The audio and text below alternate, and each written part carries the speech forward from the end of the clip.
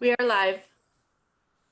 All right, thank you very much. I'd like to call this meeting to order at 10:16 a.m. Monday, August the 10th. I apologize to everybody and I greatly appreciate your patience. I'm afraid a few technical difficulties initially at my end and then who knows what ends prevented us from starting closer to being on time. My apologies, but let's move ahead. The first thing I'd like to do is acknowledge that we are on the lands traditionally occupied by Indigenous peoples. They continue to care for this land. They continue to shape the township of Georgian Bay today, and we want to show our respect. Hundreds of years after the first treaties were signed, they remain relevant today in guiding our decisions and actions. Meg Wish. And while I recognize that that's a relatively brief acknowledgement, it is it's one that has a lot of meaning and intention behind it. And I'd like to emphasize, as we're about to go into a planning council, the first part of the second sentence, which is they continue to care for this land. And I think it's part of our responsibility as a council in 2020 to do our best to care for the land around us. And I think the planning council, a lot of what's going on at planning council is part of that responsibility. And I trust that all council and staff will take that responsibility seriously, thinking of the many generations to come. Thank you. Fellow councilors, are there any declarations of pecuniary interest in the matters that are in front of us for today's planning council? I'm seeing heads shake, so I will presume not. If at some point during the meeting you realize there is, please bring it to our attention immediately. And with that, be it resolved that Planning Council adopts the agenda of August 10th, 2020 as circulated. But this was moved by Councillor Douglas, seconded by Councillor Hazelton. We've pre-populated the mover and the seconder, and if anybody objects to their name, please let me know. Having said that, all those in favor? And that is carried. Thank you.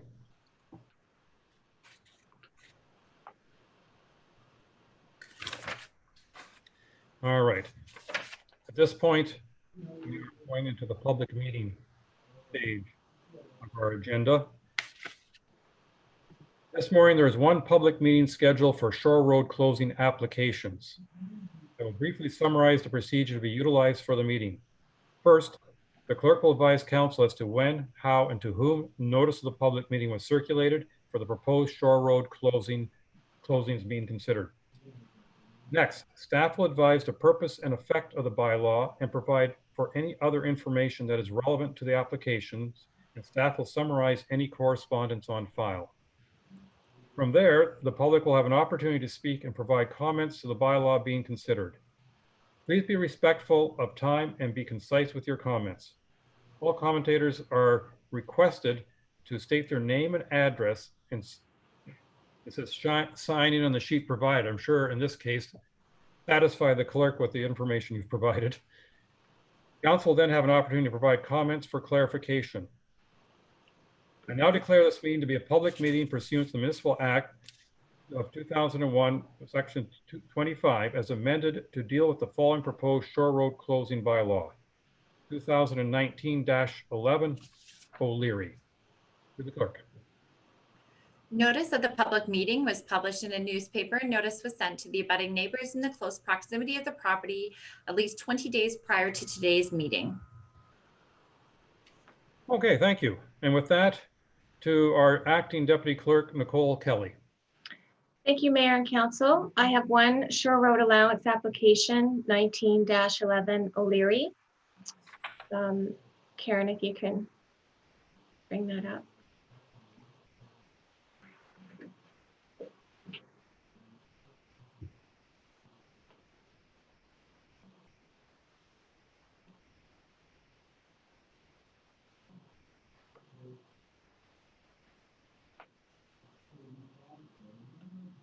Thank you. So the first slide, or next slide.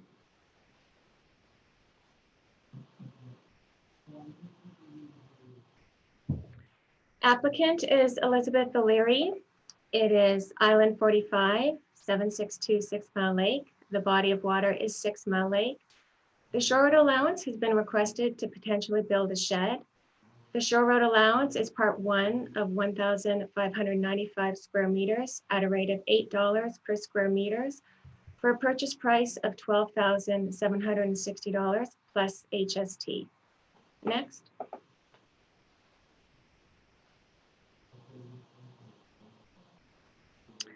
So as you can see, that is 6 Mile Lake. This is the location map. And then the next slide, we can zoom in a bit more.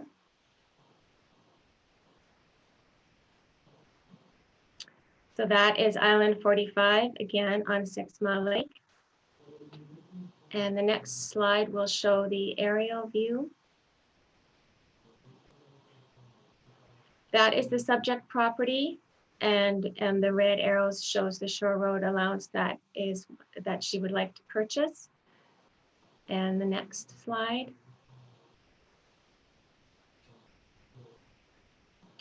This is the site plan. You can see the cottage, and you can also see the part 1 is the shore road allowance that she would like to purchase. And the next slide. This is the 35R 26169. Part 1 again is the shore road allowance that O'Leary would like to purchase. The property is zoned 6 Mile Lake Residential, SR6.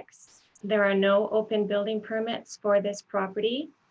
Staff recommend that council approve this application. I have received no correspondence from her neighbors. As you can see, both neighbors do own their shore road allowance, so there was no problems with the lines that were drawn out to the lake. Okay, thank you very much. Madam Clerk, are we aware of any members of the public who wish to speak to this? The only registered person we have is the applicant, Elizabeth O'Leary, and she is present and available to answer any questions. Ms. O'Leary, do you wish to make any further comments? I see your No, hand. I just wanted to see how this went. Okay, fair enough. I can't come to the island this summer from the States, but I can at least be here and watch how this all goes down. We're very, very sorry that you're not able to access your property this summer. I know there are many Americans who are frustrated by the current circumstances. Oh yeah, I mean, I totally understand. Makes perfect sense to me. Council, does anyone have any questions with regards to this application? Councilor Jarvis? I'm just curious, that last shot showed, was that a right of way that goes through the middle of the property? There's a dotted line indicating, it looked to me like a road. I'm just curious what that is more than anything else. Nicole, can you clarify, or Elizabeth? On the last slide? Yeah. Okay, can you? But the middle of the property, there's a double dotted line. Looks like a right of way going right through the middle of the property. I couldn't read it.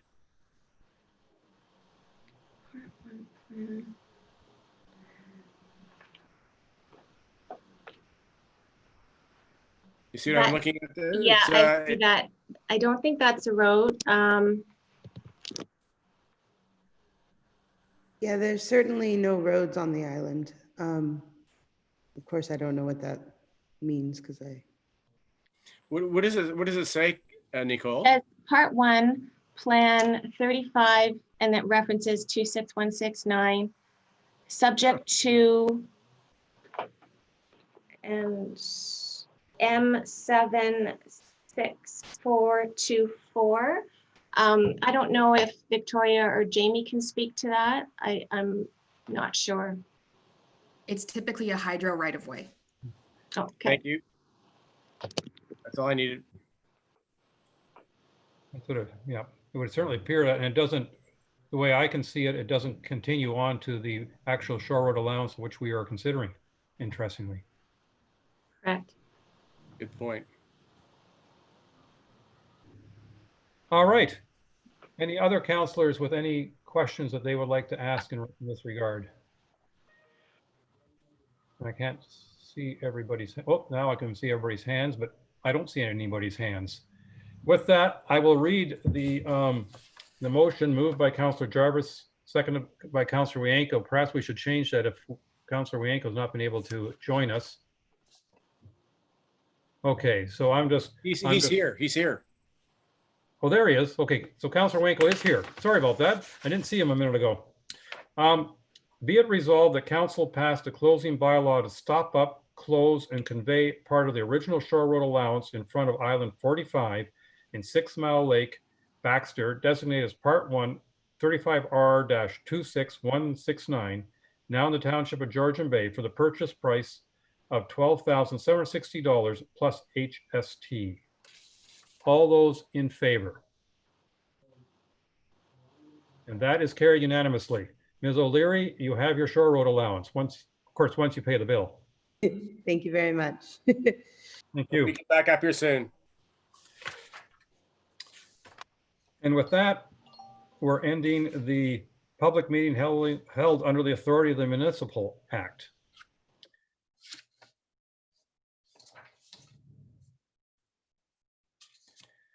All right. Next in front of us is applicants not subject to a public meeting. And the first one being Development Services Report 2020-030 in regards to Island 4170 Georgian Bay. And is this to Mr. Robinson who will be presenting the report, or Ms. Lemieux? Sorry, to Ms. Lemieux. Thank you. Good morning, Mayor and Council. So the next application in front of you, which is not subject to a public meeting, is application Z20-11 regarding lands located at 14 Island 4170 Georgian Bay in Wawa, Tasey. If Karen can turn on the slideshow when she gets a sec, that'd be great.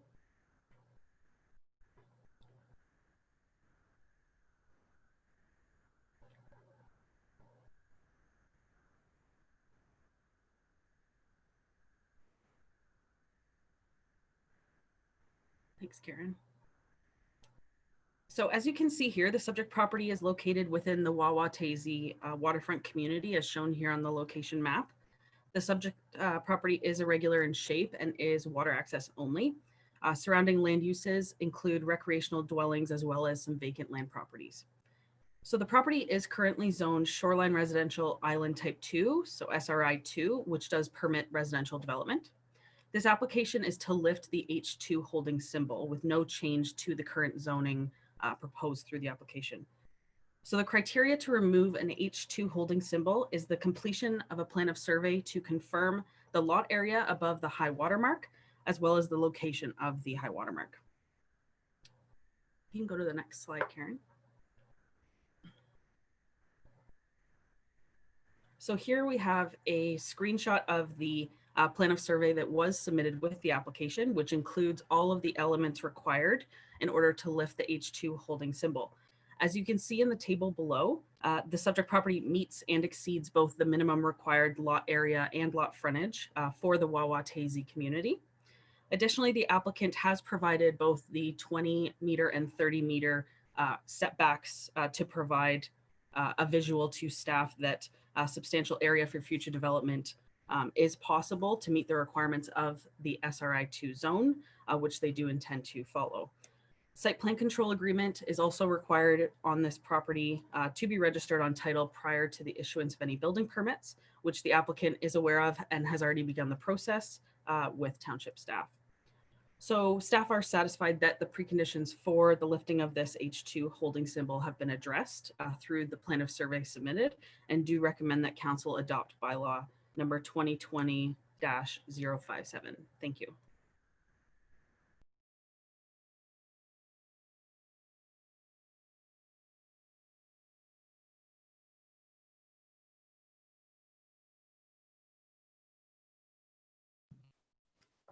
The mayor, you're on mute.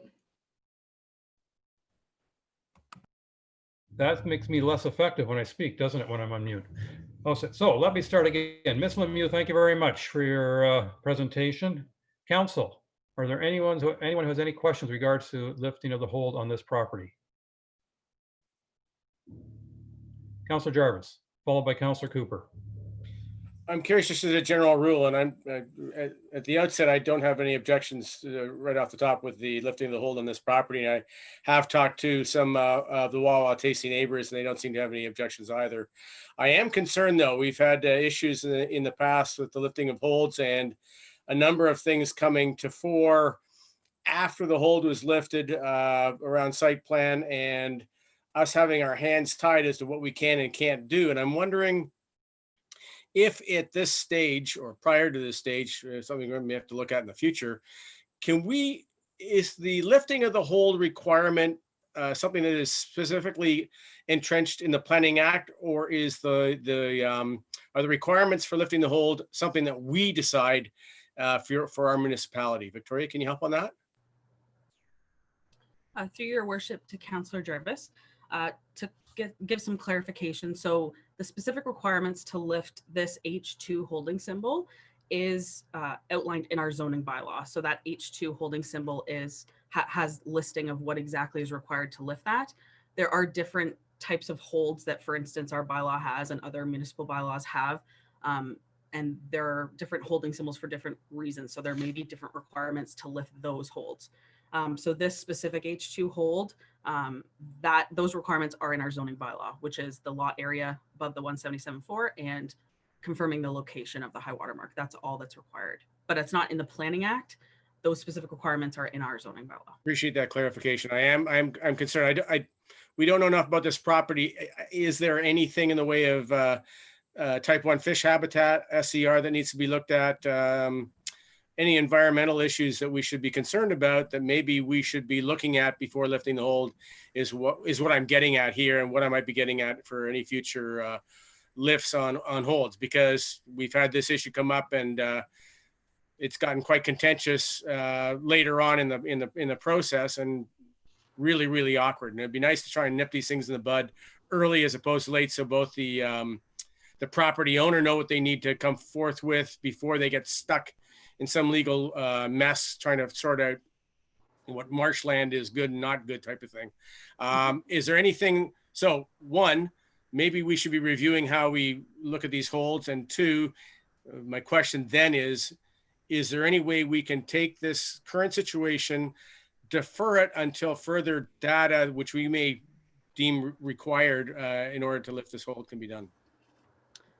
So through your worship, and thank you for your question, Councillor Jarvis.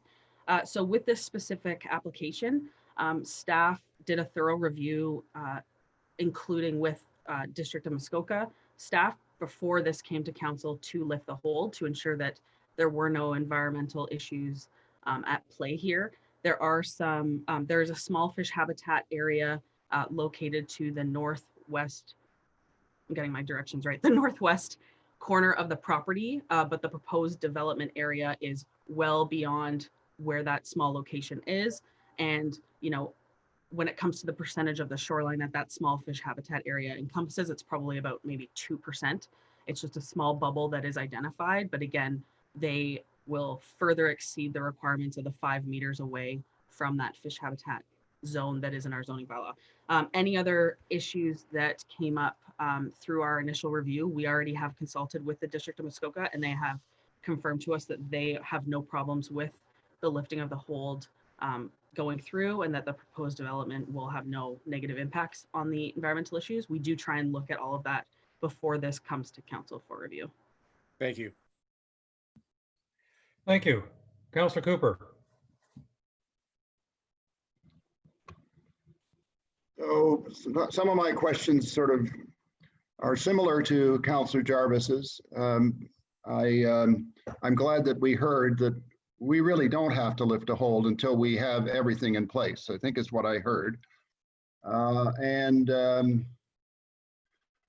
sense is on this property that there are a few issues. One, and by the way, I'm not against lifting the hold sometime in the future, but at the moment I have a concern.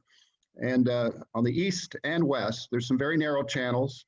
I think on the east side in particular, it looks like in low water, accessibility would be a real issue. You could get to this property on the northwest side, but on the extreme west side, there's another narrow channel. So once again, I question accessibility in low water years. So That's just one of many different things. So there's serviceability, there's accessibility, and then there are various other development assessments that maybe we should be having in place, regardless of what the District of Muskoka is saying. But let's start with the species at risk assessment, an SER, site evaluation report. None of these things have been done on a property that clearly is probably going to need some of these. And I'm really quite curious as to why this would be coming forward without those assessments. I think that maybe our practices at the township need to be reconsidered in terms of lifting of holds. And I think there's an expression about being ass backwards, and I'm going to call it bass backwards, because I think we're out of order in terms of what we're doing here without having some of these things fully assessed. So while I think the property could and should be developed at some time in the future, I can't support approval for this at the moment because of all these other reports that have not been completed. Thank you. Councillor Wojcik. Thank you, Mr. Mayor, for letting me speak on this matter. I've reviewed the file, as has our planning department, as has the District of Muskoka, and they feel in their professional opinions that there's no reason not to remove the hold, and I tend to trust our planning department and the District of Muskoka's planning department. My question, Victoria, is if council chooses to not remove this hold, the resident, the constituent can appeal our decision, and then it'll become an OMB decision. Am I correct on that? Through your worship, Councillor Wojcik, yes, the applicant could appeal if council were to turn this down. Correct. Okay, so I think we all know that we have a fiduciary duty to our constituents, and spending money on legal, on lawyers and planners to revisit this at an OMB when it's clear to me that our planning staff and the district planning staff have said that it meets all the requirements in order to remove that hold. I understand what Councillor Cooper's saying about serviceability and accessibility, but I'm not sure that is a requirement in removing that hold. So I'm in favor of the application, and I would vote to support removing the H. Thank you. Councillor Yanko. Yeah, the way I read the report too is basically that the hold is on there for the survey and the high water mark and so on. The hold's not on there for any further assessments and so on. And some of these assessments may be quite expensive if you're doing species at risk and environmental studies and so on. And I doubt if the proponent would want to spend tens of thousands of dollars to do those studies with the hope of removing a holding permit. So I think the first step in developing this property is to remove the H2. And then I think a lot of the concerns that Councillor Cooper has to do with species of risk and environment have to be taken into account when the applicant comes for a building application. So yes, he should do all these environmental studies. They should all be done and they should all be approved. But I think that we can't hold up this particular application on the H2 at this point because it doesn't apply to any of these environmental concerns. It only applies to the survey, and they've completed that. So I think we don't have a chance at an OMB on this. So I think we have to go ahead and approve this and then worry about the other issues after the application was put in. Ms. Lemieux. Thank you, Your Worship. I would just like to add a comment following Councillor Wojcik and Councillor Yanko's comments. And I do understand that some councillors have some issues on other aspects of this property. And as Councillor Yanko said, The requirements to lift this specific hold are just the completion of the survey with the high water mark. But staff do understand that this is in a very, environmentally sensitive area, as in Wawa as a whole. And that's why we are going above and beyond our typical requirements by requiring a site plan agreement at this stage, which typically after a lifting of a hold, we wouldn't. But in this case, we've worked with the applicant and also with district staff to make sure that we all are satisfied with what is being proposed before any building permits get issued. And that includes us being able to review, where that septic location's gonna be placed, where the docking area is going to be placed. And these things are going to be reviewed by staff and the district thoroughly before the site plan agreement is even in place. So I hope that provides council some comfort level that this is not by any means just allowing the development to proceed as of right now. There's still more work to be done, but that will be between staff and the applicant to make sure they meet the requirements of the official plan and the zoning bylaw. Just one confirmation, Ms. Lemieux, in your remarks, and that is the site plan agreement would have to come before council, would it not? To your worship, because it is a residential site plan agreement, staff do have the ability to sign off on that without it coming back to council. Thank you. Councilors Douglas and Hazelton, you've not spoken to this matter. Do you wish to? Councilor Douglas. I'm in agreement with actually all of the councilors. There are some issues that hopefully we'll take a look at when the time comes for development, but I think it sounds through our planner that that has been addressed in some fashion. I have no issue with the hold being lifted on this property. It sounds like they met the criteria that is required at this time, and going forward when the building or whatever the development is goes ahead, I'm sure that themselves in a fashion that it will be looked at quite closely. So I have no problem with this particular application. Thank you. Councilor Hazelton. I was going to remain silent, but Okay. since you're asking me to talk, I will. I'm concerned about the property and the lifting of the hold more from an environmental perspective than I am from a planning perspective. And what I am not able to find is, and I went looking for the OP, EPS, PSW maps, but I couldn't find them as they relate to this property. But I have heard already comments that the Eastern Shore and Western Shores are likely at risk from a low water perspective. However, the lot seems to be large enough that I would guess, although this is purely a guess, that the owner of the property could find some location on that property where it could be accessible in high water, low water by large commercial vessels for safety, for building, for septic pump outs and all the rest of that.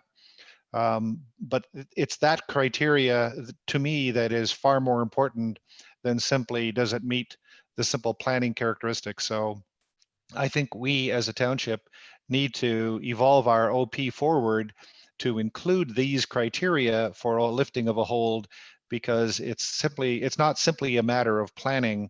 It is in fact a matter of environmental focus. And if I bridge back to what our mayor said on his opening statement, that environmental focus, the Indigenous community who have been looking after these lands for decades, for generations, I'm wondering if we look at it in that light, are we truly doing justice to that legacy? So thank you. All right, thank you very much, councilors. I think it's interesting that in effect, I believe we're having two separate discussions here.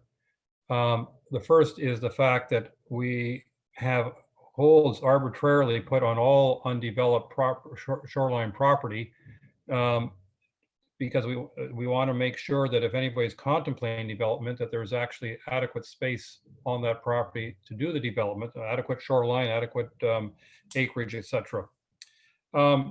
And clearly these people, the applicant has met those conditions. They did get a survey done. It does show the high water mark, etc. Our separate discussion is whether or not in the future we should consider putting more requirements on the lifting of a hold. I don't think it's necessarily appropriate to put all that weight on this particular applicant before we actually discuss as a council and with staff. We may want them to create a report for us, whether or not we should put additional conditions on the lifting of a hold, because obviously the lifting of the hold does not allow somebody to start building. They still have to get their building permits. In order to get their building permits, they still have to make sure they meet all the zoning requirements, including adequate distance away from identified wetlands, et cetera, et cetera. So I'm going to vote, I would personally going to vote in favor of lifting this hold because they've met the current conditions. But I'm also going to suggest to council and staff that maybe in the future we want to look at whether other conditions should be added to the lifting of a hold. But I believe that would be a separate discussion. With that, I see hands going up. Councillor Jarvis, followed by Councillor Cooper. Thank you, Mr. Mayor. I appreciate your comments, and that's sort of what I'm getting at. I'm confident in the planning department's assessment of this particular piece of property at this time. But I am concerned that those people that own property with holds on it may be assuming certain things that we're not. And we should be requiring, I think our list of requirements for future hold lifting should be a little more stringent than what we've got here. And apropos of your comments, Mr. Mayor, I think that's what we should be doing, going back to taking it back to our staff to come up with some, what I would call a bigger list of things they need to meet at this level. I'm not too trusting based on what's happened in the past of what can and can't happen after the hold's been lifted and how much control we have. At this time, as I said, I'm happy with the planning department's report. So thank you. Well, and if I may add before I go over to Councillor Cooper, I definitely applaud our planning staff for being so proactive in this file to actually look at things beyond the minimum requirements. And I think that's a positive that I would strongly encourage going forward, whether or not we formalize it. Councillor Cooper. I think we've had some really good discussion here, and I understand what criteria we have applied to this particular lot, that being a survey and nothing else, essentially, with lifting of a hold. And I'm hopeful that we will get to a point where we are requiring more than that for lifting of a hold. I find that we have, by lifting the hold, I guess my observation is this, that we've seen very many circumstances once the hold has been lifted where a number of these other studies have not been enforced by our township, and that is problematic. And if we were to attach it to the hold in the future for the SERs and the SARAs, etc., then we'd be insured. And we're also hearing, we're not creating an expense, by the way, for this applicant, because the reality is if they want to develop their property, I'm being told here by our planning department, they're still going to have to get an SER or an SARA. So it's either now or later. And by lifting the hold, we've lost our ability in certain ways to control things. So I guess what I'm going to say today is that I'm not sure that these people should be held up or accountable for the problem with holds, but I think we really need to take a very serious look at that. And we've had some very interesting advice from very senior planning lawyers that holds could act, we could use holds in a very much different way. So thank you. CEO Gunby. Thank you, Your Worship. I just sent out an email to all of council, but just in case you haven't had a chance to look at it during the meeting, I just wanted to remind everyone that council approved quite a list of planning projects late last year. And one of the items was the removal of the holding, and that we are going to review it and we're going to see if we need to change anything. But council has already directed staff to do that, and it is on our list of things. Thank you. Does anybody else wish to speak to this before I call the vote? I'm seeing at least one head shake and no other hands go up. Moved by Councillor Bocek, seconded by Councillor Cooper. Be it resolved that council adopt bylaw 2020-057, being a zoning bylaw amendment, Z20-11, to remove a holding H2 symbol on 14 Island 4170 Georgian Bay in Wawa, Tennessee. All those in favor? Okay. Oh, eventually it became unanimous. That is carried. All right. Next on our second application not subject to a public meeting is Development Services Report 2020-031 for an official plan amendment application OPA 18/05 and zoning bylaw amendment application ZBL 18/28.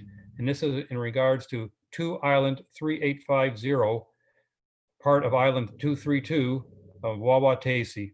And I believe this is Mr. Robinson. You'll be making a presentation on this? Yes, that's correct, Your Worship. The floor is the floor, or shall I say the screen is yours. Okay, I'm going to share my screen here to go over a PowerPoint presentation that has been prepared for this application. So just bear with me for one moment. And I'll make it as large as possible here. Everybody have that clear? Yeah, I see a speck. Okay. We'll zoom in. We've got a large, so the first, I'm just going to provide a bit of context to the application off the start and an overview of the site, and then we'll get into the details with respect to the amendments that are being sought today themselves. So what's being proposed here is an official plan amendment and a zoning bylaw amendment. It's an undersized island that's in the Wawa Tennessee community, and it's an existing developed undersized island. So the location of the subject property is located right here. Here's where 12 Mile Bay is. So it's to the south. This is a bit of more of a zoom in, so you can see Tadnak Peninsula here, and the subject property is just off of the Tadnak Peninsula. This image is an aerial photo of the island. This is from 2018, so it just gives you an idea about water levels. So water levels were fairly high in 2018 as well as they are today. On the subject lands currently, so facing north, so facing the Tadnak Peninsula, there's an existing dock that provides the access to the property. There's an existing cottage or dwelling in this location here that the applicant's planner has indicated dates back to the 1930s. There's an existing sleeping cabin in this area right here. There's an existing storage building here and an existing privy in this location. The septic tanks, which I'm going to zoom in so you can see a little bit more clear, but this property is currently serviced with two holding tanks, which are in this location right here. There is not a tile field associated with this property. It's two holding tanks. And so the next image is a bit more of a zoom in, so you can of the last image, so you can see a little bit more clearly. But again, we've got the dwelling, the storage building, the existing sleeping cabin, and the holding tanks are right here in this location. Let's see if I can make that up just a little bit more bigger, a little bit clearer. There we go. So you'll see these on the later slides, but maybe I'll just point them out now. The specific amendments that are being proposed is the applicant's seeking to construct a new sleeping cabin in this area over to on the right-hand portion of the screen. They're seeking to construct a dryland boathouse in this area, and they're seeking an addition that would encompass this portion of the dwelling as well as fill in a piece right here.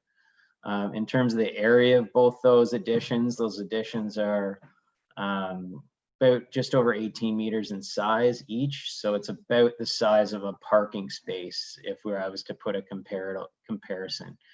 And so we've got about, in terms of GFA added to the building, it would be the size of about approximately 2 parking spaces in size. And similarly, the proposed Dryland Boathouse is about the same area in size. So that's an overview of a bird's eye view of what the property looks like.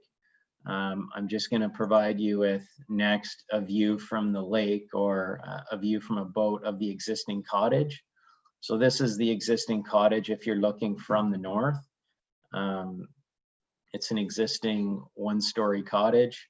What's proposed here as well as part of the amendments would be to allow the height of this building to be increased. Currently, from a bylaw perspective, the height of the building's 4.5 meters. The building's proposed to be increased to a height of 6 meters. So an additional height increase of 1.5 meters. The maximum height permitted in the Wawa Tasier in the SR2 zone is 8 meters in height. The reason for the amendment here is because A, it's an undersized island currently, and the specific zoning on the property does not allow for any additional development. And secondly, the building itself is non-complying because it's not sited 20 meters from the shoreline. So because it's non-complying, what the bylaw does allow for is an as of right height increase of 1 meter for non-complying buildings. So it would allow the height to increase to 5.5 meters in height from the current 4.5 meters. And what's being proposed here is a 6 meter height. So that's the reason for the amendment related to height. And we'll go through those in detail as we work through some of the following slides. So again, as I've alluded to previously, there's a couple applications at play here. There's an official plan amendment and there's a zoning bylaw amendment. So first off, the reason for the official plan amendment relates specifically to the sleeping cabin on the site.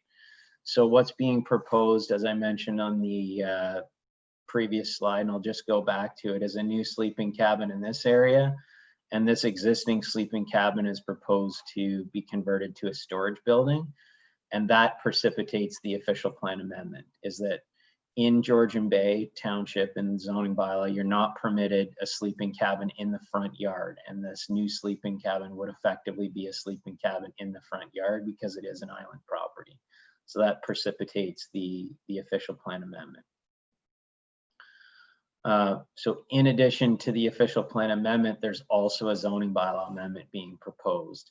And the specifics of the zoning bylaw amendment, I've provided some information already on, but what they specifically relate to are, again, permitting the sleeping cabin in the front yard, permitting an addition to the dwelling. So the gross floor area and the height is being increased.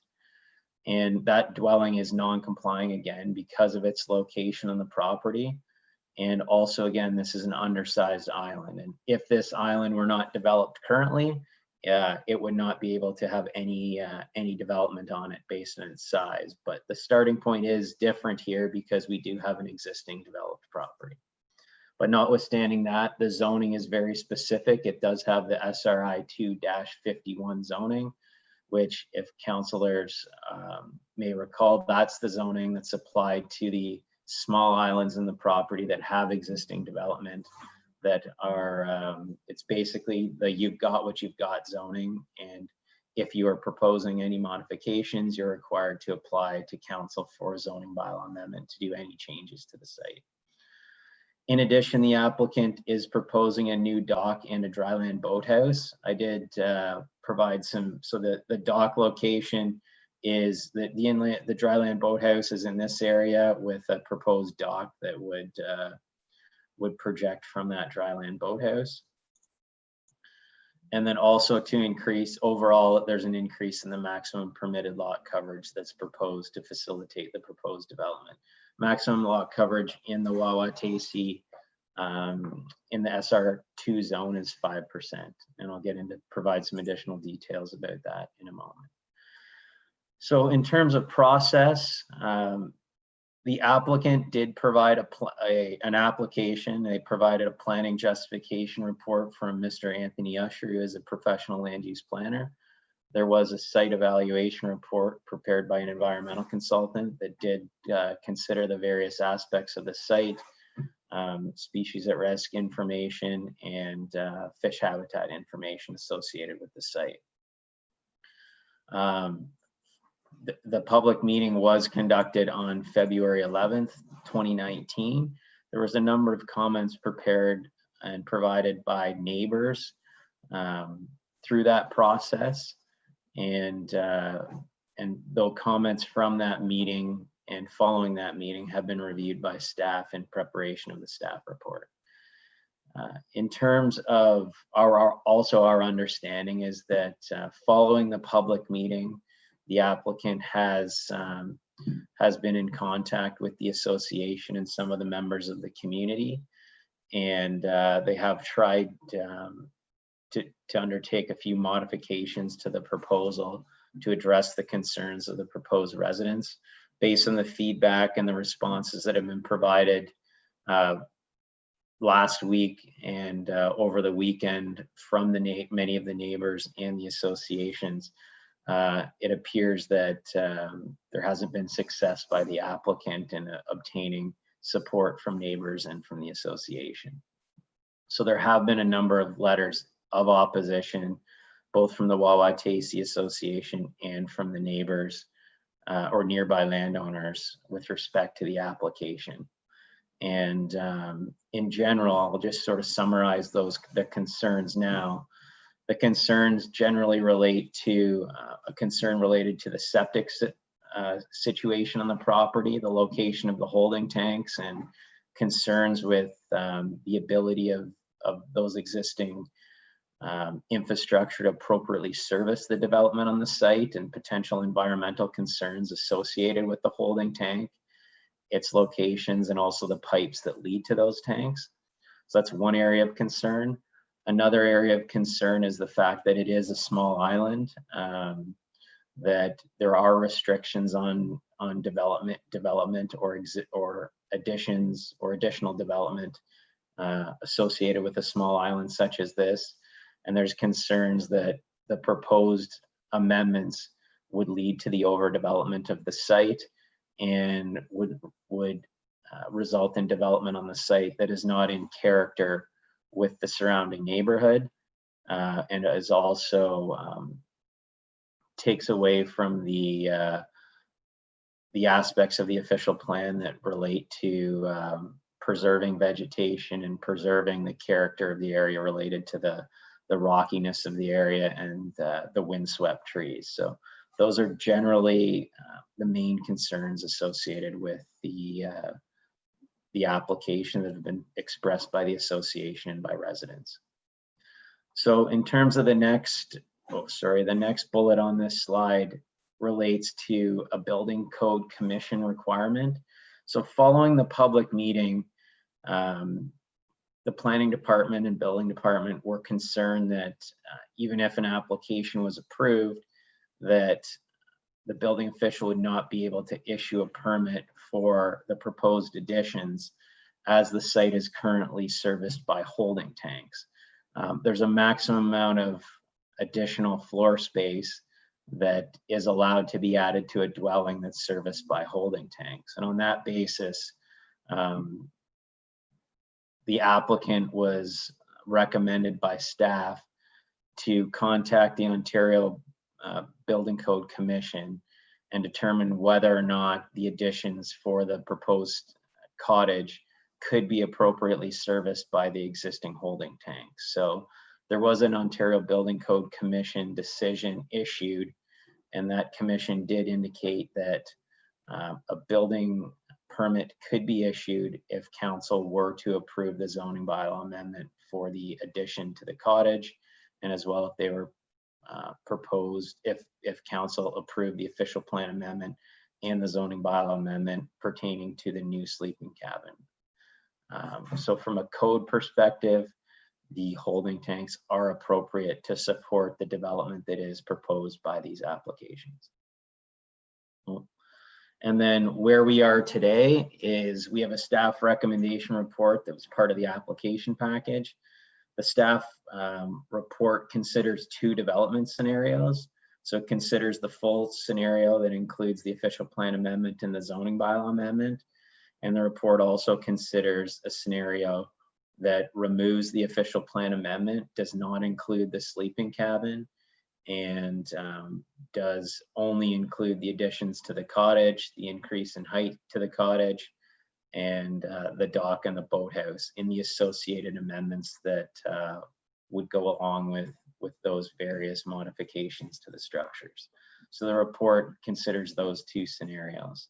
I'll just address it right now as we're at this slide. Staff are not supportive of the full build out in the official plan amendment. We believe the amendment to the official plan is a significant departure from the existing policy framework established for Wawa-Tacey, for the Wawa-Tacey community. Staff, after careful consideration, are supportive of the second scenario, which is the B proposal, which considers the modifications to the building, the Dryland Boathouse, and the dock. And we'll provide the reasons associated with that as we go through the presentation. So this slide identifies the full scenario, including the official plan amendment that the proponents have proposed. So we'll start on the left-hand side with the proposed additions. So I should also add, what's proposed here is not a tear down and rebuild of the existing cottage. What's proposed here is 2 additions to the cottage. And again, they're about the size of parking space. So if you'd like to envision sort of geographically what those would look like, that's what we're considering here in terms of those 2 different areas. In terms of the total size of those additions, I've got them on a subsequent slide, but the cottage is currently 133 square meters, which is about just over 1,400 square feet. And it's proposed to be, the addition's 33 square meters in size, and it's proposed to go to 166 square meters, or 1,787 square feet. So these 2 additions are 33 square meters, or just over 300 square feet in size is what we're talking about with respect to those additions. What the applicant would like to do is raise the cottage by the 1.5 meters that's proposed, so that, and the reason for that is so that there can be some mechanical equipment installed underneath the cottage, that there can be a washroom added to the cottage, that the existing privy would be removed. So there would be washroom, some venting for heating and those sorts of things underneath the cottage. Right now, that's not possible based on the current elevations of the underside of the cottage. So that's the reason for the proposed increase in height and for the 2 additions to those areas. In terms of the boathouse, moving right across the site, the proposed Dryland Boathouse is in this area of the site. The Dryland Boathouse is proposed to be 36 square meters in size. So in terms of the square footage, that boathouse is 388 square feet. What's being proposed, and again, it's a parking space that's 3 meters by 6 meters. This would effectively be two of those parking spaces if you're just trying to visualize the size of that. And it would comply with the height requirements for a single-story boathouse in Dryland Boathouse that is in the Georgian Bay zoning bylaw. And this blue area is a proposed dock that's to be added to the front of the boathouse. The next structure that relates to the official plan amendment is a proposed sleeping cabin, and here's the location of the proposed sleeping cabin. This is specifically what the official plan amendment pertains to. And again, this is the aspect of the proposal that staff are not supportive of. And what was proposed is this existing bunkie would be converted to a storage shed, and this would be a new sleeping cabin. And again, staff are not supportive of that portion of the application. In terms of the official plan amendment, just the wording of the official plan amendment, it's fairly straightforward. It's specifically to allow for a sleeping cabin in the front yard. So to allow for a sleeping cabin in the front yard, and then specifies the location of it to be at least 5.9 meters from the high water mark.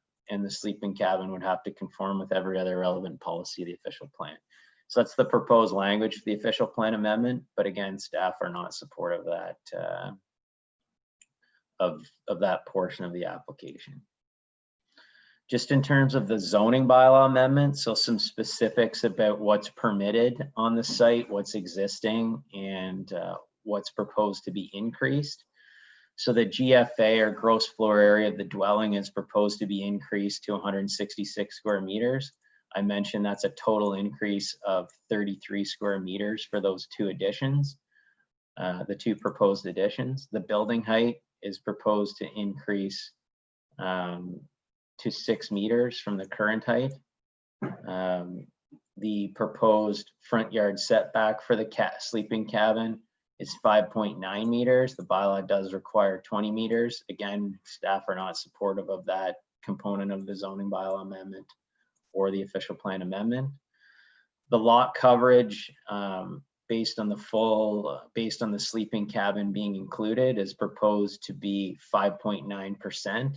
The maximum in the zoning bylaw is 5% lot coverage. In terms of the lot coverage that would be realized if there's no sleeping cabin included, the lot coverage would be 5.5%. So that would be the lot coverage through option B if council decides to go that route. So it's a slight reduction in terms of lot coverage. And again, 5% is the maximum for the SR2 zone. The proposed ZBA also establishes the setback for the holding tanks. The setback for the holding tanks is existing. They're in place right now at 8.5 meters. I should add that, and this could have been included in the history component that we referred to earlier, there were permits provided from the municipality for the establishment of the holding tanks in the properties. The sketches identified that were submitted with the application show them as being constructed 20 meters from the shore, from the high water mark.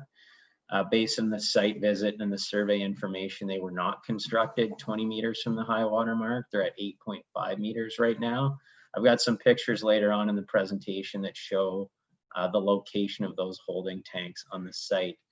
And staff did conduct a site visit along with the building official, and are satisfied that the holding tanks are located in an appropriate location on the property, notwithstanding the fact that they were constructed not in accordance with the permits that were submitted. In terms of the buildings and structures on the property, again, the dwelling is proposed to be 166 square meters. That's what the proposed increase that includes the additional increase to the building. The washrooms are 6 square meters in size.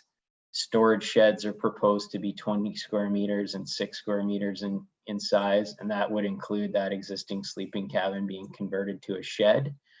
The sleeping cabin, the new sleeping cabin, is proposed to be 20 square meters, so it's proposed to be the same size as the existing sleeping cabin, which is to be converted.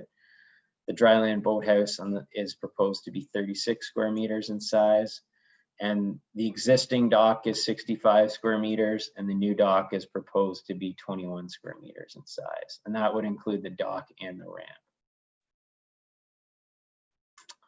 So again, just to summarize scenario B, and you've seen this slide already, but scenario B does not include the sleeping cabin. So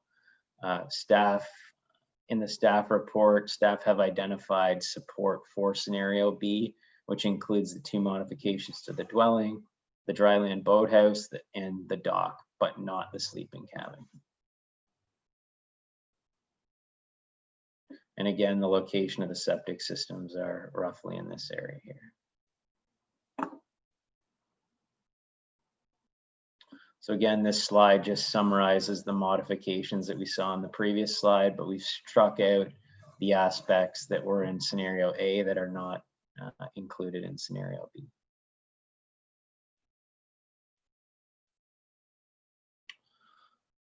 Just a bit more about the proposed additions. So we've zoomed in on these proposed additions to the cottage. So this one here is 20 square meters in size, and this addition here on the right-hand portion of the cottage is 13 square meters in size. It's about 6 feet, or maybe just slightly more than 6 feet of width that would add to the cottage.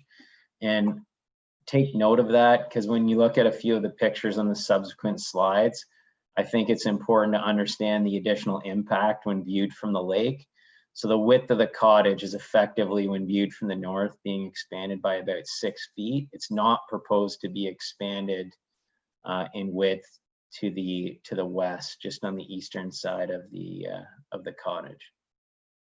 So you'll see in some of the subsequent slides, in terms of staff's consideration of the potential impact or the change in character that might result, or increase in built form that would result from the proposed additions.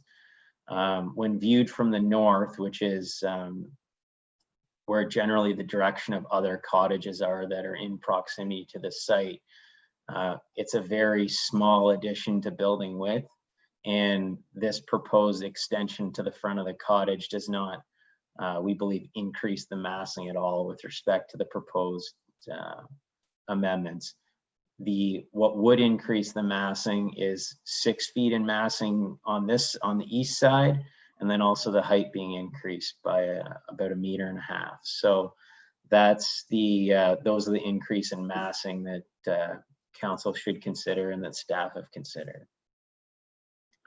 So this is the side of the cottage where the proposed 13 square meter addition is being proposed. So effectively, it would cover the area of this deck. And this is the area of the cottage where the proposed 20 square meter addition would be situated. It would be in this location right here. And you can see that the cottage is pretty much on the ground. So the reason is to raise it up by 1.5 meters, which would allow for the mechanical equipment to be installed underneath the cottage and for access to be provided underneath the cottage. No additional stories being provided as a result of the proposed amendment. It's simply to raise the cottage up about 1.5 meters. In terms of distances to nearby cottages, so here's the subject lands. It's about 340 meters to the nearest property here. It's about 550 meters to the nearest cottage in this location. And it's about 470 meters to the nearest cottage in this location. These two views do have islands in between them as well. This one, when viewed from this location, the view travels across most of this island towards where the dwelling site is located. Again, this is the view that you saw previously. So what I'd want to draw your attention to is the location of one of the additions is in this area. So when viewed from the north, it is screened by existing vegetation. The existing vegetation is to be maintained. It's not to be removed as a result of this. It's not needed to be removed, as simply the cottage being elevated. And there's an addition proposed again in this area here. So no trees have to be removed for that component. On this side, again, there's about a 6-foot addition that would project where that area of the existing deck is. No tree removal is required as a result of that addition either. This is a view from the northwest of the proposed the cottage. So the one addition's in this area, so it would be slightly visible, but the existing front wall of the dwelling at this location does project beyond that as well. So there's no increased massing when reviewed from the northwest from a width perspective, or no additional building width proposed. The height would be increased by 1.5 meters. So maybe we'll just flip back to this slide as well. So overall, the height's increasing by 1.5 meters. That's the real impact in view that you would see when viewed from the north as a result of the proposed application. This is the view from the west. So again, one addition's in this area, the other one's on the other side. So you're not seeing, you won't see much in the way of additional massing. You will see an additional 1.5 meters in height if the application is proposed. No removal of the existing vegetation on this side of the island is needed or proposed as a result of the application. So this, the existing dock is in the sort of right portion of this view. The proposed boathouse location is in this area here. It's proposed to be tucked behind these trees. So when viewed from the north, the existing vegetation would screen the views of the proposed boathouse. We do have some potential concerns, staff, in terms of ensuring that the vegetation is not removed from the site as a result of the location of the proposed boathouse. That's something that we would deal with the applicant through the site plan process. There has not been a tree preservation plan prepared as part of this application or specifically identified the location of trees and the proposed boathouse. But based on looking at the site plan application in the aerial, it appears that the location is right in this area where the proposed boathouse would be located, which would enable the preservation of the matured trees in this area. And the proposed dock would extend in this area. There was a site evaluation report prepared with this application, and it does identify the specifics related to dock construction and what's required in order from a construction perspective to ensure that there's no impact on the natural environment in this area. So from the dock and the boathouse perspective, it is a new structure on an island. The boathouse is a new structure proposed on an undersized island. And if this was a vacant bald rock island, or if it was not screened from view from neighboring property owners or from the water, it's probably not something that staff could be supportive of. In this case, we believe it's somewhat of a unique scenario that there is a significant amount of existing vegetation in this area. It would screen that structure from views surrounding the island. And for those reasons, we were supportive of the just about 36 square meter, 388 square foot boathouse in this location. And really because it's tucked away and generally screened from view from existing vegetation. Certainly someone in a boat from the angle that this picture is taken from, you would clearly be able to see a new boathouse in that location. But from any other view surrounding the island, it would not be visible in that area. So just carrying on here. Here's another view of the proposed boathouse location. Would be tucked in this cove back in and around this area. The existing dwellings that's across from the site is in this area and would be screened by the existing vegetation that's along that peninsula.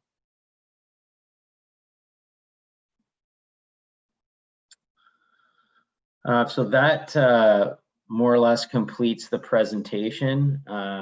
Couple things before I end the presentation, there's just a few policies that I think are important that I provide council with some direction on. And specifically, they're the policies that were considered related to the Wawa community plan and their policies. And I'm going to point to section F511 1.2 in this instance. And it's the vision for the Wawa community. And what it states is that the vision for the waterfront community also foresees new lot creation, modest new cottage development and redevelopment that protects the fundamental features and areas' unique characteristics, protection of the natural heritage, and cultural management of change, and careful management of change and development in the area over the life of this official plan. So there's a recognition through the vision to protect the wilderness landscape in this area. There's a recognition that there will be some development and redevelopment that occurs, and it's appropriate that redevelopment or development can be appropriate if it protects the fundamental features and unique characteristics of this area. As council's aware, undersized island development or island applications are something in Georgian Bay that require very careful consideration. And in this instance, we believe that the zoning amendment portion of the application and not the official plan amendment do take careful consideration into the siting of the boathouse, and the additions to the cottage we believe are modest in scale and do not represent overdevelopment of the subject lands, despite the fact that they are a small island and an undersized island. And what plays a key component to that is the existing vegetation and the topography of this island. So we have taken careful consideration with respect to that. Just another policy that I'd like to point out with respect to the official plan is in section F511.3. And these are the character goals and objectives related to the Wawa-Tacey area. And one of the objectives is in F511.3.2. And the objectives are to protect the unique character of Wawa-Tacey waterfront community. So they recognize that there's a unique character. And again, it goes back to what the vision is, where it speaks about the wilderness components of it, the protection of the rocks and the treed areas. And what it says in item B of the objectives is to limit density and intensity of development in the Wawa-Tacey waterfront community in order to protect the visual and aesthetic qualities of the area and to protect the natural wilderness character of the area. So that's an important objective, and that's an objective that staff has taken a very hard look at. And that's why I've taken some time today to review for you what the size and scale of proposed development is and what the proposed impacts are from staff's perspective. There are clearly members of the community and the association that don't agree, that they agree that the proposed changes will have an impact on the visual and aesthetic qualities of the area. So that's something council's going to have to consider, and we'll obviously have to make a decision on today when it comes to that point. But from staff's perspective, we have carefully reviewed the proposed buildings and structures, carefully considered the landscape on the island and the vegetation, and we've provided you with an opinion on that basis. Another objective that applies is E, and it states to protect the fundamental components of the physical landscape, such as the exposed rock shores and windswept pines that form the physical basis for a sense of place. So what's key in this application to that objective is, again, vegetation removal is not required for the proposed additions to the dwelling. There will be some vegetation removed for the proposed boathouse, but the larger trees and larger pines along this peninsula are not required to be removed for that structure. And that's something we would insist on through the site plan process and encompass in the site plan control agreement. So from that perspective, we do not believe the proposed application has results in any change to the exposed rock shores or the windswept pines that form the physical sense of place for this application. So that was a strong consideration of staff. Item G of that objective also states to promote the retention and maintenance of natural shorelines, as well as the restoration of natural shorelines wherever possible. There will obviously be a modification to the natural shoreline if this application is approved in the area of the proposed Dryland Boathouse and the proposed dock. The applicant has undertaken a site evaluation report which speaks to the environmental components or considerations associated with this aspect of the proposal. But we also believe, in addition to that, from the character perspective of that shoreline and naturalness, is that because it's tucked away in this small bay or small cove, and because of the existing vegetation that surrounds it, we believe from a staff perspective that this objective is satisfied. So just a couple last points related to character. So section number F5114 of the official plan provides some development guidelines or development guidelines for Wawa-Tacey community, and specifically it establishes a goal for development guidelines, and it indicates it's the goal of the official plan to protect the character of Wawa-Tacey waterfront community as a waterfront area by ensuring that the size and height of new cottages and additions and renovations for existing cottages, docks, boathouses, sheds, and other accessory buildings and structures do not detract from the primacy of the natural shoreline in the area. So I've already alluded to that, our analysis with respect to that, but we do believe the proposed additions to the cottage are small in scale, and the cottage and the boathouse and the dock, we believe, would not detract from the natural shoreline of the area and would not impact the character of the area. We believe that the proposed sleeping cabin and the OPA that goes along with it would impact all of these policies we're talking about. And for those reasons, we're not supportive of the OPA. And then what it says under the objectives is that under B, it says to establish maximum size and height of new or expanding cottages with the purpose of protecting established character of the waterfront community. So again, this is a unique situation. We've got an undersized island here that would otherwise not be able to be developed if it wasn't developed previously. And what council's being asked to do as part of this application is to consider some revised development standards. So really the test from a planning perspective comes that must be considered is, does the new proposed size and height of the expanded cottage protect the established character of the waterfront community? And after careful consideration, based on for the reasons I've already provided, it's staff's opinion that it does, that those character elements are protected. And then number C, which is the last section I'm going to take you to, says that from an objective perspective is to limit the number, length, and size of structures and buildings in the immediate shoreline area with the intention of protecting the visual character of the shoreline. So there is no doubt here that the application from the boathouse perspective and the Dryland Boathouse and the dock do add shoreline structures to the subject property. And the real consideration from this objective or this policy is that, and from staff's perspective is, does the boathouse and does the dock protect the visual character of the shoreline area? And our belief is that, based on for the reasons I've already provided, is that it does protect the visual character of the shoreline area. It is tucked away behind in this small bay.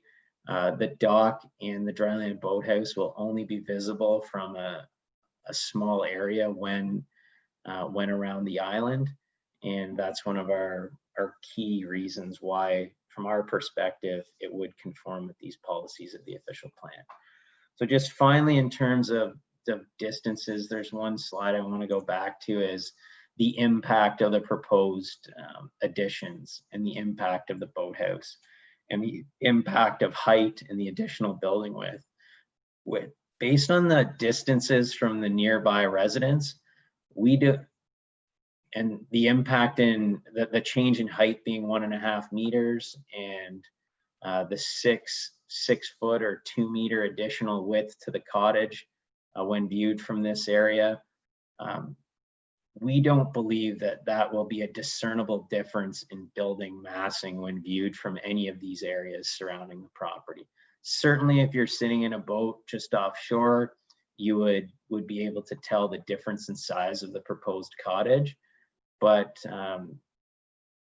when distances are involved that are identified here, and with the existing vegetation that's proposed that is to be maintained on the island, we don't consider that the impact to be discernible and that there will be any change in terms of character as a result of the proposal. So that's a summary of our planning analysis. With respect to the sewage system on the property, there was an image in the staff report, and I thought it was in the presentation here. So maybe I'll just go to that for 1 second, because I know there was a number of questions related to the staff report. So just bear with me 1 second, and I'll find you the right page in the staff report to consider.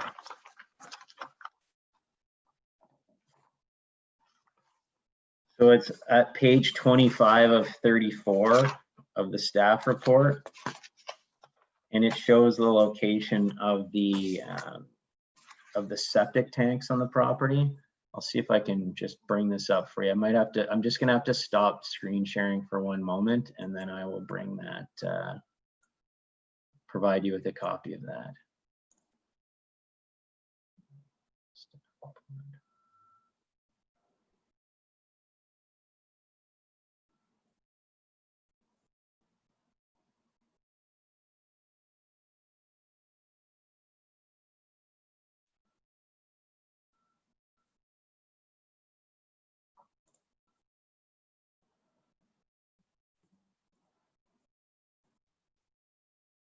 Page 25.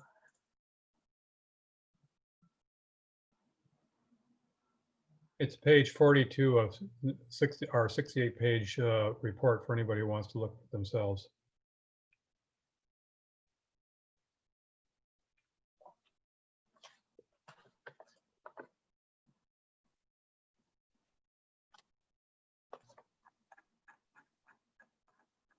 Does everybody have a copy of that? Sorry,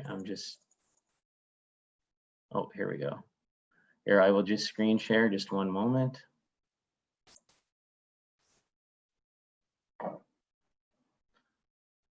So on the screen now, you've got a copy of the image that shows the septic tank locations. So this is the location. There are 8.5 meters from the water on this side. So based on staff site visit, there's considerable vegetation around the holding tanks. They are not visible from outside of the island or from off the island. I know there were some concerns about potential wave rush up or ice damage as a result that may occur to the septic system or to the holding tanks based on their not achieving the 20-meter requirement from the high water mark. Based on the vegetation that's in the area, it does not appear that there's been any recent ice activity or water associated with in proximity to these areas. If for any reason these holding tanks were damaged at any point in time, the building official would have the ability to issue an order to ensure that the facilities are improved and that any damage is repaired prior to any occupancy for the building, just as would be the case if any other septic system in the municipality is inoperable. So that completes my presentation. Staff's recommendation, again, is not to support the official plan amendment, not to support the zoning bylaw amendment as originally proposed, but to support a revised version of the zoning bylaw amendment that does permit the boathouse, the dock, and the 2 modifications to the cottage. I'd be happy to do my best to try to answer any questions of council that come about. So thank you very much. Thank you very much, Mr. Robinson, though I must tell you that I found that presentation very lengthy, and unfortunately it's only the last couple of minutes that addressed some of the serious concerns that I know many of us have received through the correspondence recently. I'm going to turn this over to council for their comments and questions, but I would like to remind council that please, 1, do not repeat yourself, as some of you may want to do to emphasize a point, and 2, you do not need to repeat things that have been said by a councillor prior to you. You can simply say, I agree with what councillor so-and-so said and want to add an additional comment.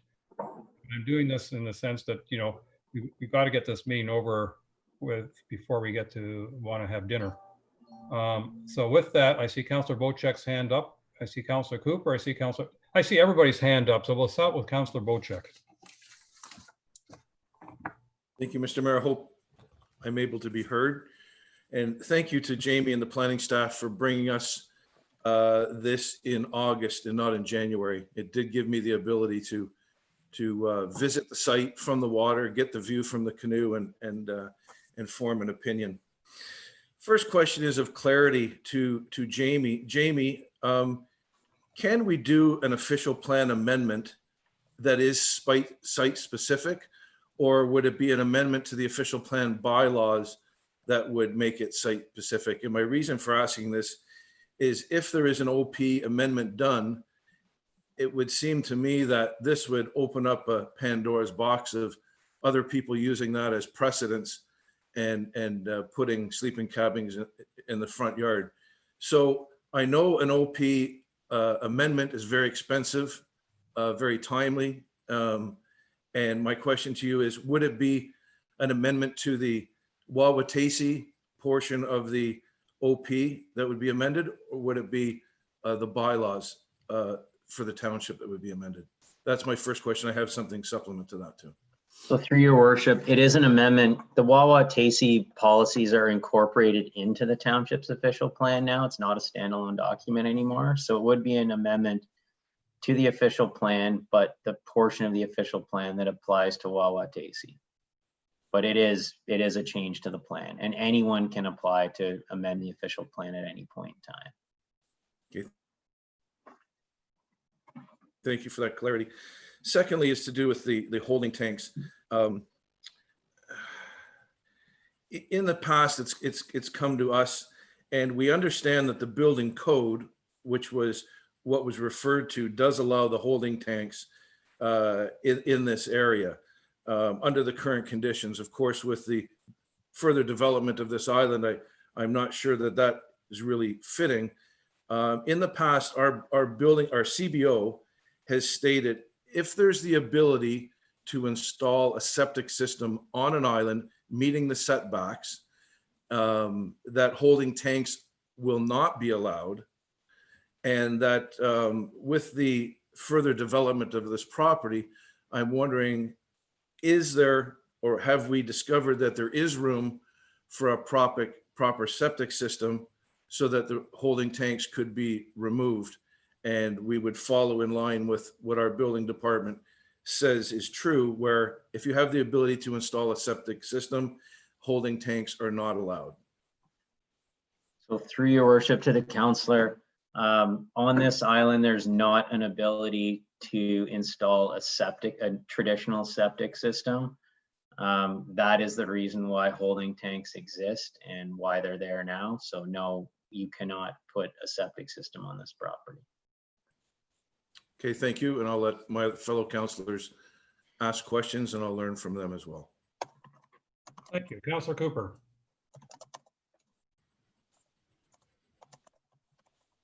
Thank you very much, Mayor, and I'll try not to repeat myself too many times here, but I do have quite a number of points I'd like to make. Starting with, the applicant bought this property not too long ago. The applicant's a planner. They should have known that you've got what you've got and you don't get any more. So that's my first comment. But I'd like to talk about the character, because there was a lot of time spent by Jamie Robinson on the character of the community. And having picnicked in this area since a little boy, I recall the character of the neighborhood. There were 6 families in this area in the 1960s. Subsequent to that, Cadnac Club and the Alexander family developed various properties in the area. But I'd have to say the smallest ones that are now sometimes being divided up from 25 acres to 5 acres, that's the character of this community. This single island, which was developed far before a lot of other development, more recent development, is not in character with the community in terms of size and so forth. So it's very much out of character in terms of that. I think it's worthy of noting that. So it's the exception, not the rule. But I'd also like to comment on a few other things. I thought it was interesting that Councillor Bochuk had been by there recently. I was by there once again on Friday. I've noticed that, and I wondered if Jamie could bring up that picture of the boathouse area. I think it was the first of the 2 that you showed. where there were a lot of trees along that shoreline.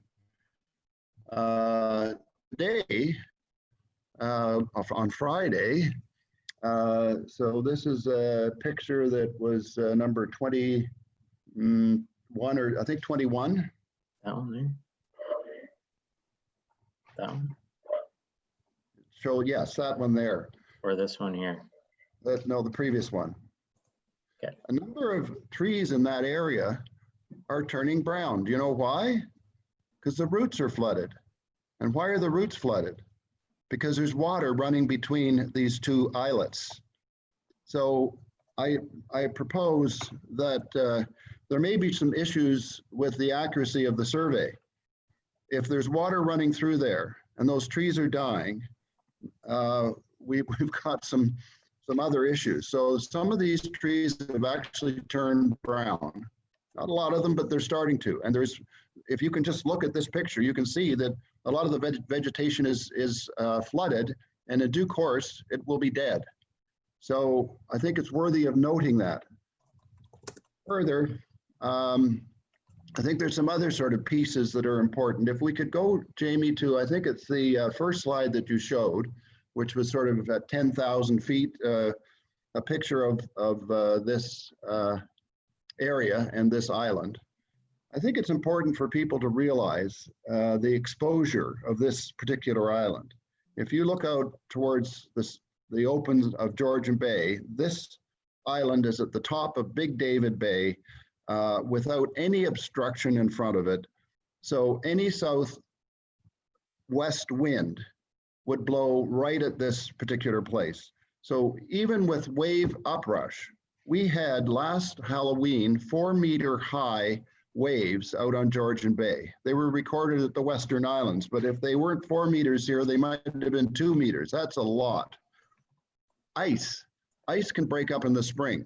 I've been up in the spring in this area, and I can tell you that ice can come in and out and build up on shorelines and on shores like this. That some of the locals have noted that up to 10 feet of ice can build up. So there's a high risk here in terms of wave uprush and ice. So I wanted to point that out.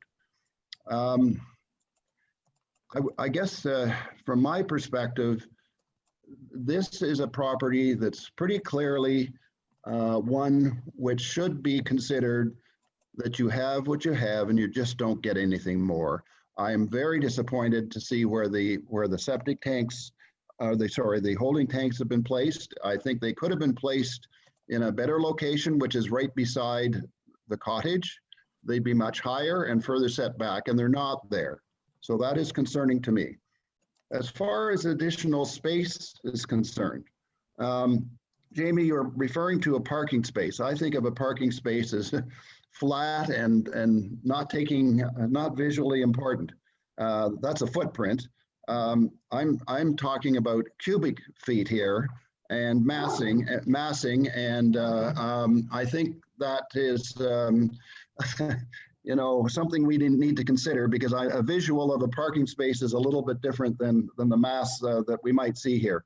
So I really have difficulty with not just the cabin, but with the boathouse, where it's being located, the issues with water running through here.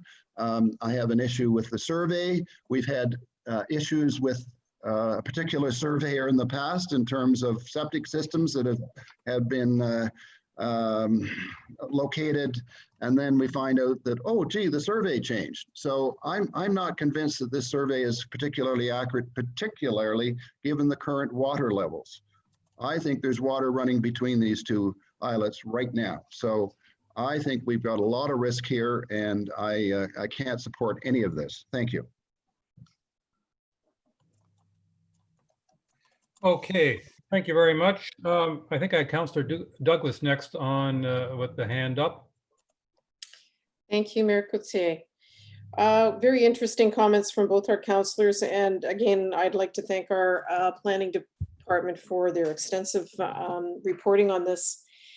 Yeah, it's a bit of a tough one. I mean, to be honest with you, I think the people of Wawa have made their comments and their opinions very clear of what their wishes are. But at the same token, I think the owner of the property also has some rights to maybe obviously apply for what he's applying for.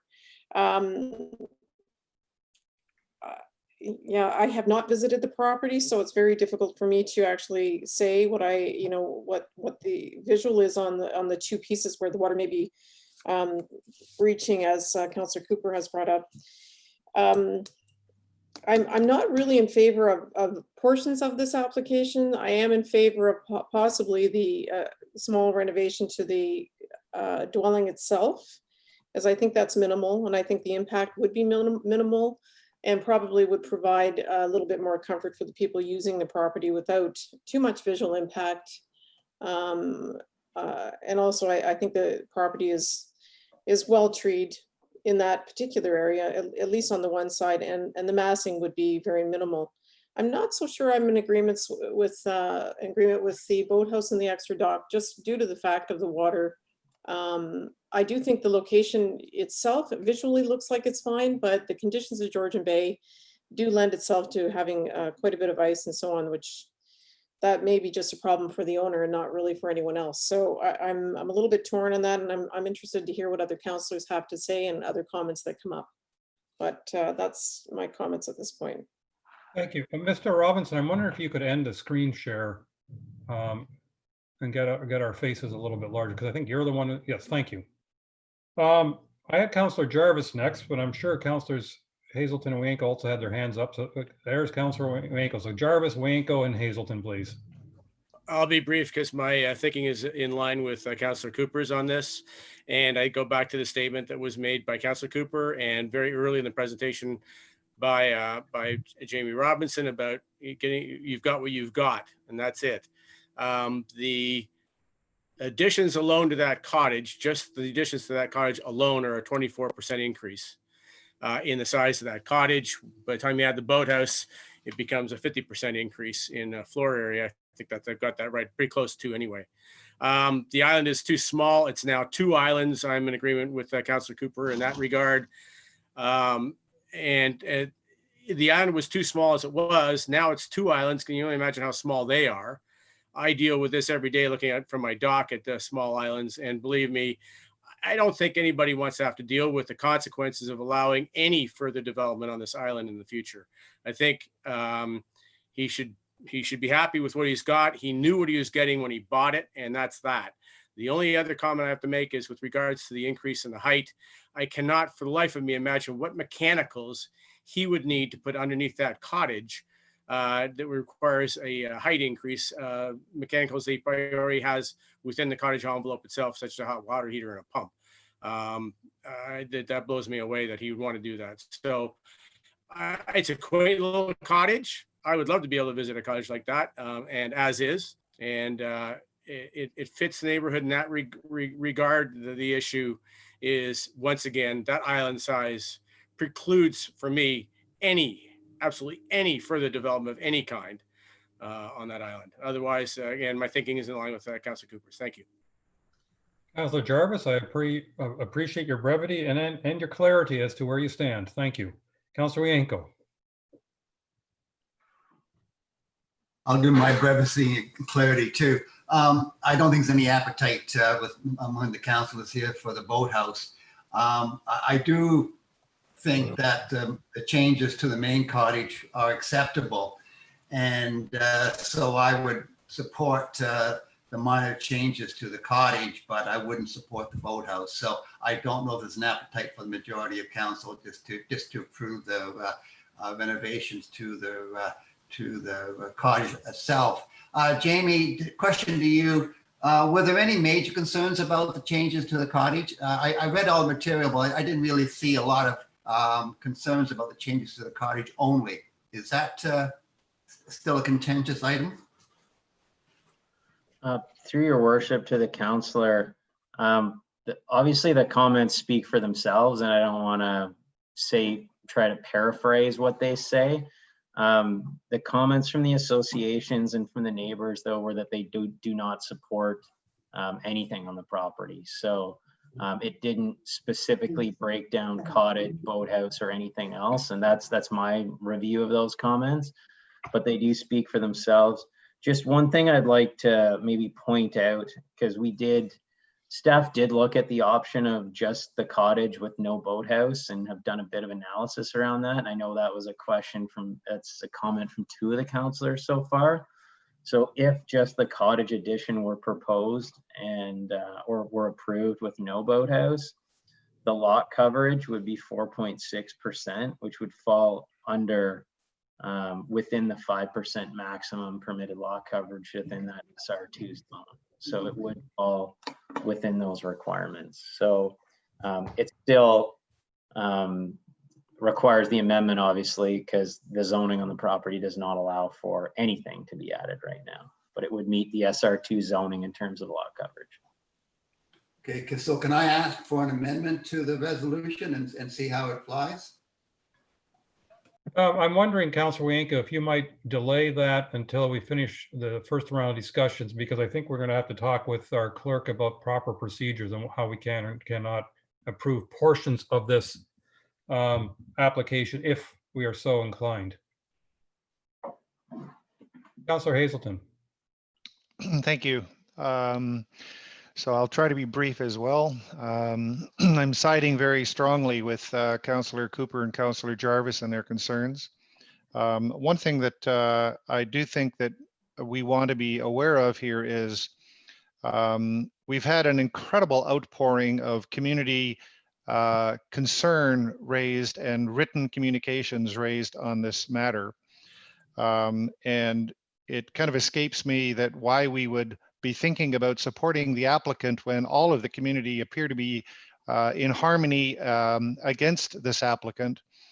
I think Councillor Jarvis's comment that this professional planner that bought this property should have known when he bought it that it is what it is. You got what you got and nothing else is going to happen. In Honey Harbor, we have this example of 2 Island 20 Sawdust Island, where a situation was he was trying to put a septic system on his property after having gone and done development on his property where he had not got building permits. And the end state of that was he had to go back to a holding tank. He got what he got, and he had to remove the extensions to his buildings to comply with that requirement. So we have precedent here in our township where we are dealing with tiny islands where they are zoned specifically where you have what you have and you don't get any more. And that needs to be respected. We have precedent in Honey Harbor. And I think this island is another example of that same characteristic. So that is my position. All right, thank you very much. I'm going to add a couple extra comments if I may. One, I think that there's been some very worthy conversation and comments to date by the councilors. And yes, I will further to what Councillor Hazelton said. I don't recall seeing any correspondence that's actually in favor of any of this development. I've only seen correspondence against. I'm also quite concerned to one comment you made, Mr. Robinson, during your report, that the existing holding tanks were not placed according to the permit that was issued at the time. To me, that was a red flag. I mean, certainly a lot of the correspondence that I have received, as most of the council and staff, are concerns about the vulnerability of not the tanks so much as the piping that going to the tanks, and the fact that they're basically going between these 2 islets during a storm surge. But also to learn that those tanks weren't placed where they were supposed to be placed, and to me that's a great red flag. I think I can conclude quite safely that there's no appetite amongst this council to approve the official plan amendment that is being asked. So my question to our clerk is going on that expectation, should I take a vote on that itself and then look at some of the more details of the zoning bylaw amendments, or what is our best approach? Because I'm quite willing to suggest that the motion as written, which second paragraph reads, that we approve the official plan amendment, will certainly not pass. Because I think I can count 4 or 5 votes, if not more, against it already. So could you please advise how we should best proceed? I agree that perhaps if you vote on just the the second paragraph with just the OPA on its own first, and then depending on the outcome of that, we can move on with the ZBAs. They don't have to be combined into one motion. We can separate them out. So I And think probably the best option at this point. before we go any further, I will simply read a resolution. The original resolution was moved by Hazelton, and seconded by Councilor Jarvis. And I'm just going to read the first part, and we'll vote on that first part before we go any further. I think that'll just make it easier for us. Be it resolved that Council receives report 2020-31 and that the official plan amendment OPA 18/05, bylaw 2020-058, be approved for 2 Island 3850, part of Island 232, Wawa. So I'm simply asking everyone to vote on whether they would approve the official plan amendment being requested. All those in favor? All those against? So that is defeated unanimously. So now we don't have to talk about the official plan amendment anymore. And I'm just going to write that down.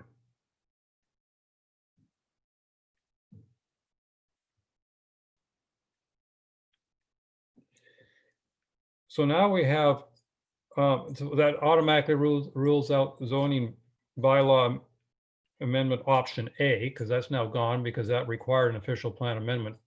So what we're left with is option B, and option B included the expansion of the cottage and the addition of the boathouse and dock, but not the additional sleeping cabin. So now that we have that reduction, I'm going to do another round, hopefully quick round with all of you that are willing to comment on that before we decide what our second motion might be. I saw Councillor Bochuk's hand, and then I see Councillor Jarvis to start this conversation. Thank you, Mr. Mayor. And I agree we're heading in the right direction by eliminating that portion of the resolution first so that we can deal with the second portion. The only thing I have to add is the numerous emails and phone calls I received from the people in the area did state a lot of reasons why this should be held in the form that it's in presently and not expanded upon. And being very involved in the official plan in 2014, I heard very clearly from the Wawa group and the Cognishing group that these community plans that were entrenched in the official plan need to be upheld in order to continue with the preservation of these smaller, undersized islands. And through my 6 years, I've come to agree and listen to the concerns of a very specific group with their coastal concerns. And I think that as a council, we need to abide by their wishes. They're in the official plan, and we need to respect their concerns. Thank you. Thank you. Councillor Jarvis. Point of clarification, if we were to even consider just say an expansion to the cottage, Mr. Robinson, that I presume would include the increase in height by a meter and change. Is that correct? Council can approve whatever bylaw they want at the end of the day, but I think in order for the applicants to achieve what they have applied for related to the cottage, you're correct, is sort of two components. One, GFA increase, it would allow those two modifications, and the second is the increase in height to facilitate those works. So thank you, appreciate that. So I would suggest if you're going to consider anything to the cottage, that you deal with both of those components at the same time. Appreciate that clarification. I hope all of council will consider that. I'm going back to a comment that our mayor made about the original intention location of the holding tanks and where they are not as a result of that. And I think we've got to not only consider the fact that maybe this island is too small for any increase in anything, but that perhaps we should also be going back to the landowner and getting those tanks put where they're supposed to be put, which is with the appropriate setbacks. I don't know how that would look, but maybe the increase in the height of the cottage would allow for the holding tank to go underneath. I don't know. But anyway, my thinking is let's not only not consider any increase in anything, but also consider the possibility of mandating that those tanks be put where they were supposed to be put in the first place. Thank you. Okay, I've seen lots of hands raised, and I may not get this in order, but the order I saw them were Douglas, followed by Hazelton, followed by Cooper. And if I'm being unfair to any of you, I apologize. Thank you. Well, you know, given some of the conversations going on here, I will say one thing. I do agree with what Councillor Bochek is saying, that the community plans that have been ingrained into the OP really do need to be respected. And this is something that maybe I haven't taken enough thought on here. I think it's unfortunate that this person's bought the property, and I'm not sure whether they were aware of the community plan, but maybe that is, you know, buyer beware and due diligence to be done. I would agree that although I think it would not be the worst thing in the world to have that addition done to the cottage itself, it does not fall into the preview of what the community plan is, and I do think we need to respect that. So that's just my comments for now. Thank you. Councillor Hazelton. Thank you. I, first of all, very much appreciate and agree with the comments from Councillor Bochek, and I thank you very much for stepping up on that matter. One of the concerns that I have read and listened to from the community is not only the location of the holding tanks, but perhaps more importantly, the sewage pipes and the potential risks of the sewage pipes being compromised. And you know, the comments that we've already heard about the water levels, the uprush, the ice damage likely in the wintertime, etc. You know, for the sewage pipes to be located where they are, you know, even where the applicant has suggested he would raise them above the elevation of 177.6, but we've already seen water levels, stable flat water levels of 177.7 in Georgian Bay. So I think we have a bit of an issue with the owner, the applicant here, not even close to getting the issue of the risk of the piping and the risk of the location of the holding tanks. And so I think that from my perspective, this whole thing should be deferred. Let the applicant go back and come up with some strategies to help the community feel like he is seriously taking their concerns to mind. And that would be to deal with once and for all, perhaps getting a third-party engineer in, not contracted by the applicant, but perhaps asking the township to contract a consultant that the applicant would pay for, and that consultant would come in and provide an engineering design on what would be safe for this piping across this shallow water, so this lowland high water area. And only after that would anybody, I think, should anybody consider any expansion if that was ever to be considered. So that's just, I think, some key points to consider. Thank you. Councillor Cooper. I'll be very brief. I really wanted to say that Councillor Bochek hit it out of the park with his comments, and I think he's characterized how the community feels, and I think we need to be respectful of that. This is an important precedent. I'm not sure that I would support a deferral.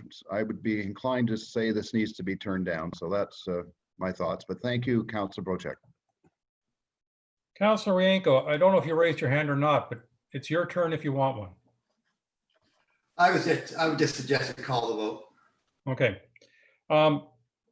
As regards to a deferral, I'm not even sure if that is an option given the fact that I think we deferred this already. Clerk Way.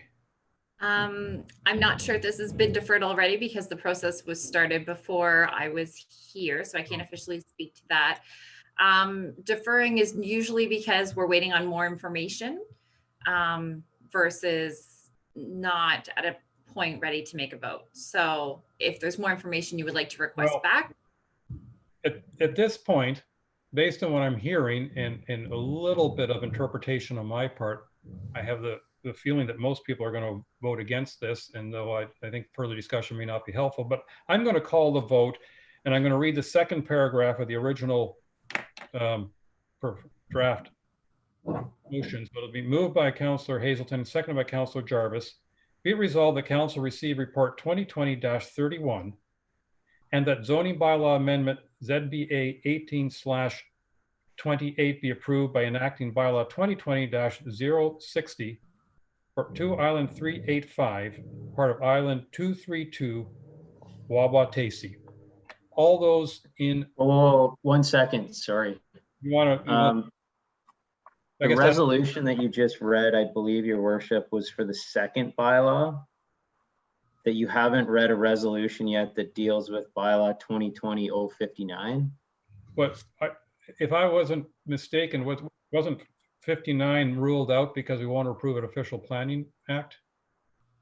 I think you still need to read that bylaw and turn it down. Okay. In order for the applicant to have an ability to appeal that bylaw if they so choose.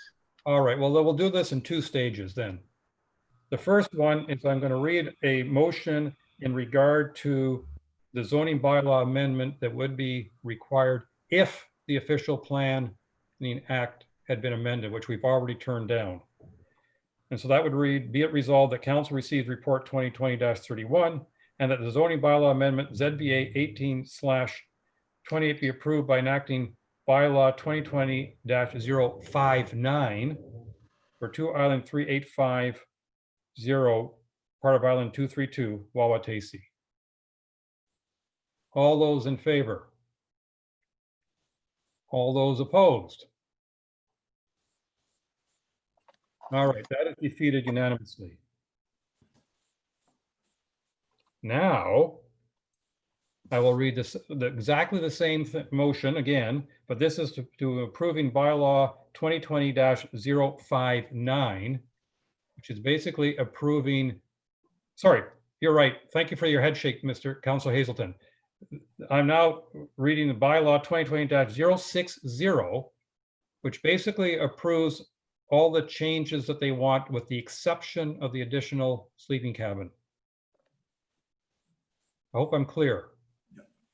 All those in favor of approving all the changes except the additional sleeping cabin? All those against? And that is defeated unanimously as well. So this topic is now, this subject is now ended. The applications have all been defeated. And then our next is a closed session, and I'm going to propose that we take a 5-minute bio break, and then we'll come back for the closed session portion of our planning council meeting. So my system says 12:14. Oh, that says 12:15. We're starting at 12:20, whether you're back or not. How's that for a threat? Thank you.